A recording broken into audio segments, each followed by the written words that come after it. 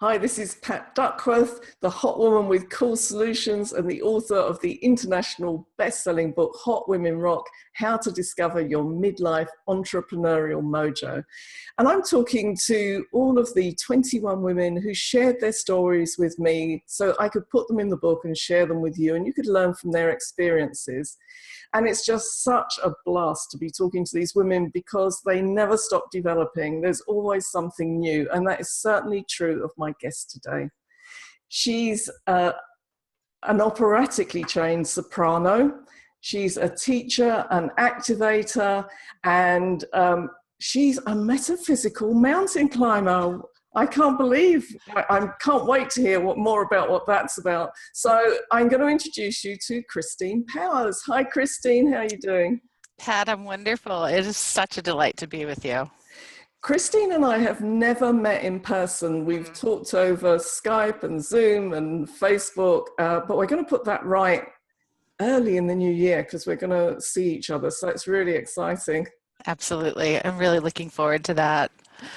So I wanted to start just by talking a little bit about your backstory. So you started working in public service and you worked in the charity sector. And then we really fast forward to about 7 years ago and you started to get depression. I wonder if you could just say a little bit about that and what that led to for you. Sure. I think openly talking about the dark times and the struggles are really essential to being real with ourselves. And if we want to support others, it's important to be honest and share where we've been. So at the time, I was working for one of the most venerable international relief organizations in the world, which I still adore, and it was a great privilege and honor. What was occurring was a tremendous amount of career success and tangible recognition on a national level for my work. I was appointed to different task forces and teams and specialized trainings and really was considered a rising star. What's interesting is that even at the time, I was aware that I was bargaining with the universe, saying, isn't this honorable enough? Isn't this spiritual enough? Isn't this just great? And it wasn't. It wasn't my life path. And my family was suffering, my children were suffering, my health was suffering, yet my ego was so thrilled with the accolades and the challenge and the constant stimuli that I kept going until I literally crashed. And then the universe conspired to really bring on external circumstances that made it impossible to continue, which was one of the things that was very helpful in me discerning now how the universe communicates with us. And at that moment in my life, it was a 2x4 in the head. And what I've learned is that it always starts with a whisper or a little feather on the cheek. And so that was a huge life lesson in listening to myself, my body wisdom, my spiritual wisdom. And I left that position and I was in a very deep depression for several months. And it was a productive time. It was a deeply spiritual time, ultimately transformative, but not easy. Definitely not easy. Yeah. And when we first got in contact with each other, which was early last year, you were considering a big change and you wrote about it in the section that you've written for the book. So tell us a bit about what you were contemplating and then what happened next. Yeah. So taking all that experience and, you've really the archetype of Chiron, the wounded healer. I have taken all my experiences and molded them in ways that I can serve others. And so as kind of a budding, holding yourself out as a spiritual teacher is really loaded because the reality is we're not all put together. I don't claim to be put together, but if I'm one step ahead of someone, I can be helpful, right? And if I'm dedicated to my clarity and clearing, I can be helpful. So as part of this process, I've lived a very cushioned life in a very upscale suburban environment in New York. And Pat, I remember actually having a conversation with you. Um, my husband and I had an opportunity which had been percolating for a few years, but suddenly the deal was sweetened, and we had an opportunity to privately buy 100 acres surrounding a tiny little cabin, which I'm actually sitting in the middle of renovations, which was a little place we went to on the weekends, but to buy 100 acres surrounding that. And boy, I just couldn't see my way out of a paper bag. And my heart was telling me one thing, my head was telling me another. And so I came up here, and I remember having a conversation with you in the grocery store parking lot from my truck. And you said to me, you know, Christine, if we're going to hold ourselves out as inspirational leaders, we better be leading an inspirational life. And I have to say that made all the difference, because what had I really risked? Not much. So we ended up in a whirlwind of activity, which was clearly supported by the universe because it happened so quickly and so easily. I wrote about this. We put our big house on the market. We did a ton of work to get it ready, and we moved. We picked up our stakes. We pared down to the essential things we loved, and we prepared ourselves for, as much as you can, for totally new lifestyle of living. So I've traded in, you know, the suburban lifestyle for a mountain lifestyle. Where I live now, there's 12 people per square mile. It's even less than where I am. I could drive to the grocery store and see one car, 15 minutes. It's surreal. So yeah, it's all part of this this a recognition that comfort really is a soft killer, and that part of our journey and part of being fresh and alive and being useful is always innovating within ourselves. And that was a big step that we took, and it got even more surreal. Yeah, go on, you have to tell. Yeah. So. So it's a remarkable thing, but I wrote this beautiful essay for Pat, which I was really honored to be included in her book. And when I write, things really download, and I was compelled to open it with, you know, the signs are always there. The call of our soul is always there, and sometimes they're like blazing fires in the night. And I remember being compelled to leave that writing in. Well, that was March, and June 25th, while we were moving and making this transition, we had taken all the things we loved and we stored them in the shop where my husband had his construction business. And on that fateful night, everything burned to the ground. Just a historic fire, 8 fire companies blazed that you could see for miles away. In fact, my family was calling and saying, "Oh my God, do you see the news?" And I'm like, "Oh, that's our gone." Do you know, I know this story, but I'm still getting goosebumps. So, you know, the power of it is that there was no gateway left to go back. And you know, to me, there was no choice but to go forward. Now, some people could descend into chaos or depression, but for me and my husband, it was a very powerful sign to embrace where we were going. And I can say there was a lot of pain, but no suffering. And that the gifts of transformation and the freedom of lightness have been extraordinary. Extraordinary. And I can see it in you, Christine. I mean, since all this happened, you've had a kind of a glow around you. You look really well. It's contradictory, you know. Go figure. You know, yeah. It's. I have never doubted that I'm held in grace, and that the gifts that I have to offer are just continuing to unfold, and we need that prodding and those experiences. And again, how I'm able to serve now is in a capacity that I understand catastrophic loss. Yeah. I get it. And so for anyone who feels like their life in some way has burned to the ground, I can be there and be present in a way that I never could had I not experienced it. Yeah. So It's an amazing story.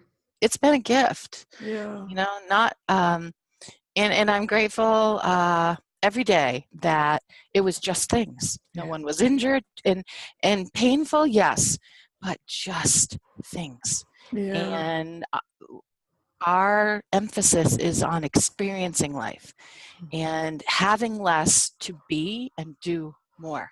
Yeah. And yeah. It's just amazing. So this is Pat Duckworth, the hot woman with cool solutions, and today I'm talking to Christine Powers at her beautiful home. I say beautiful home because you're in a beautiful place. I can't even pronounce, I've tried pronouncing the name of the mountains. Tell me what it is. So it's actually an ancient Algonquin Indian term. It's the Adirondack Mountains of upstate New York. So to help you geographically, I'm about 3.5 hours north of New York City, 3.5 hours west of Boston, and 2.5 hours south of Montreal, Canada. So yeah, it's a beautiful, beautiful area, exquisite. Oh, wonderful. So your story has moved on a lot, and I just want to go back to your purpose, your passion. We could talk about your identity because there's loads of stuff around that, but it's how you're bringing all of this experience now into your passion and your purpose. So can you tell us a bit more about that? Yeah. The expression of my soul can take many forms, but the essential core essence is the voice. The voice that I'm speaking with you right now, the voice that I have when I sing, the writer, the speaker, the relationship builder, the mentor.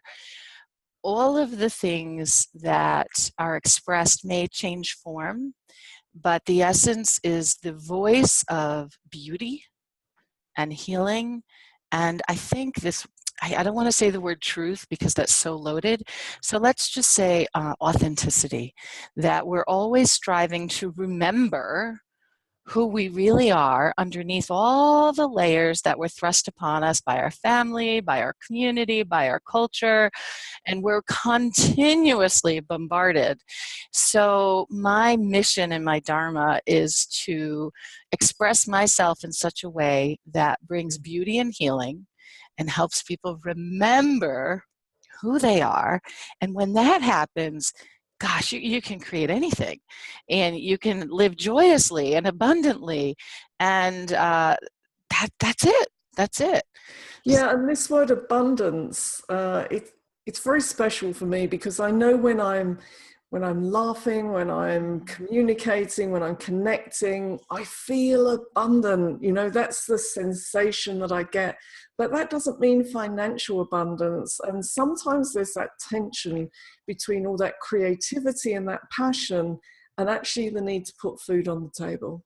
Yeah, absolutely. And as a female entrepreneur, my husband also owns a business.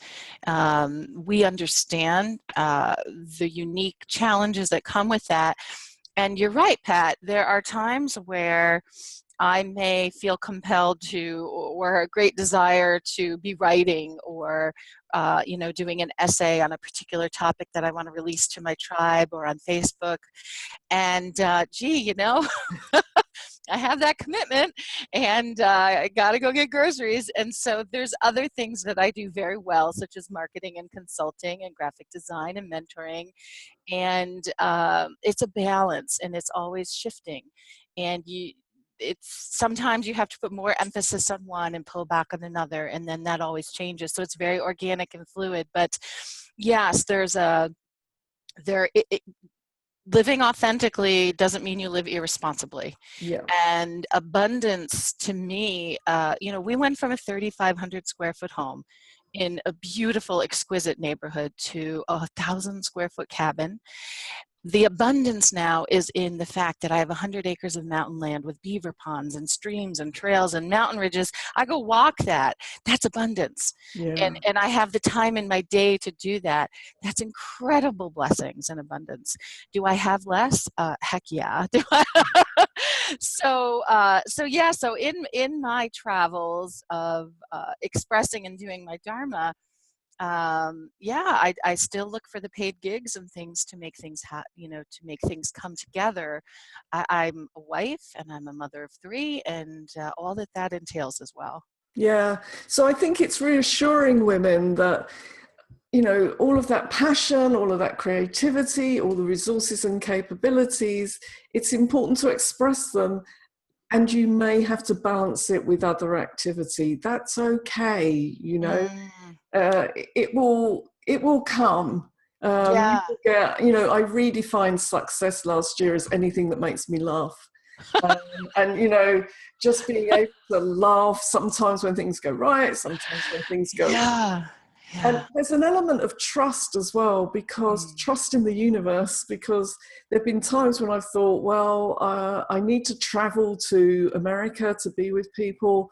Am I going to have enough money? And then the universe goes, oh, okay. And the money comes in. I think, oh, all right.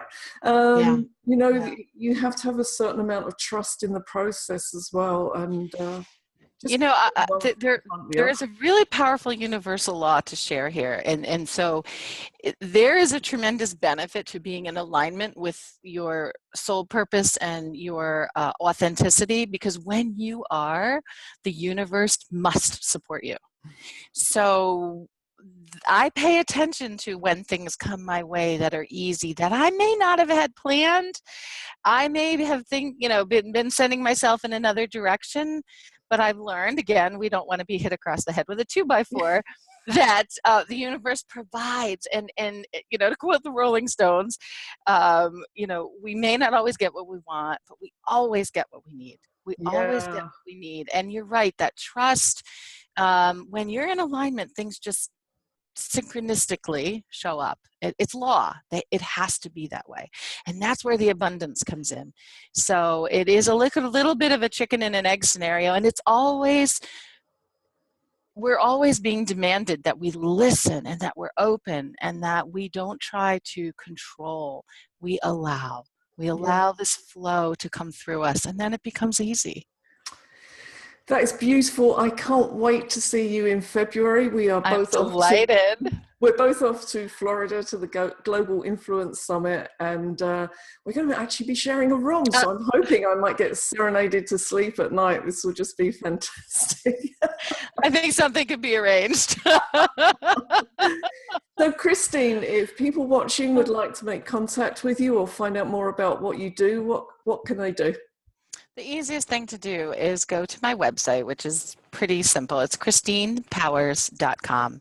And you can reach out to me there. You can communicate. You can join my online community.